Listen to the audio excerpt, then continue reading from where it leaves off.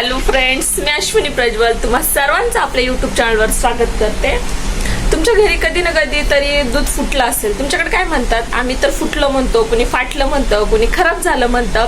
तर तुमच्या भागात काय म्हणतं ते कमेंट करून नक्की सांगा. पण मी आता त्या फुटलेल्या दुधापासून काय बनवणार आहे ते तुम्ही शेवटपर्यंत नक्की बघा.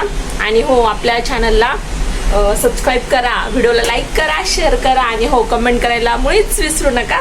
हे दूध बघा कसं खराब झालंय. तर आता मी छान काहीतरी बनवते आणि ते तुम्हाला नक्की दाखवते. ते काय बनवलंय काय नाही हा व्हिडिओ पूर्ण बघितल्यानंतरच समजणार आहे. त्यामुळे हा व्हिडिओ पूर्ण बघा. ओके, चला तर मग स्टार्ट करते मी या नवीन रेसिपीला.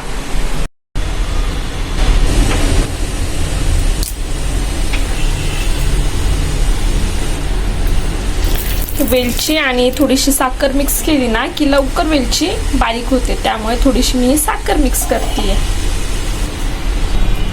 हे कमी गॅसवर छानपैकी हलवून घ्यायचे आता.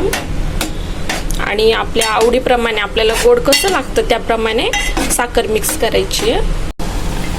बघा, पूर्ण पाणी काढून घेतलंय तरी याला पाणी सुटले. त्यामुळे मंद आचेवर हे सगळं पाणी आटवून घ्यायचंय. बघा कसं पाणी यात त्याला ऑटोमॅटिक असं पाणी सुटतंय. त्यामुळे सगळं हे आटवून घ्यायचं आहे. हे बघा, यातलं छान असं पाणी आटत आलंय. थोडं बाकी आहे. तर यात आपण थोडी साखर मिक्स करणार आहोत. आपल्याला गोड जसं आवडतं तशी साखर मिक्स करायची.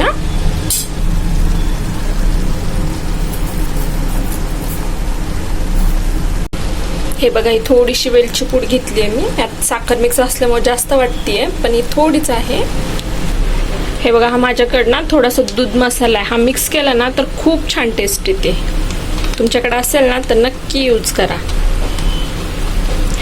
अरे बाबा पडकी. दूध मसाला टाकल्यानंतर थोडंसं छान असं मिक्स करून घ्यायचंय. खूप छान असं कलाकंद तयार झालेला आहे. ढंढणा, खूप छान असं कलाकंद तयार झालेलं आहे. मला खूप आवडतं. हीच ती रेसिपी जी फुटलेल्या दुधापासून मी तयार केलेलं आहे. खूप छान असं कलाकंद. मार्केटमध्ये जाताना तर प्रचंड महाग भेटतं कलाकंद. त्यामुळे जर दूध खराब झालं ना तर फेकून नाही द्यायचं. अशी छानपैकी रेसिपी बनवायची कलाकंदची. चला तर मग आपला व्हिडिओ कसा वाटला कमेंट करायला विसरू नका. Okay, bye bye.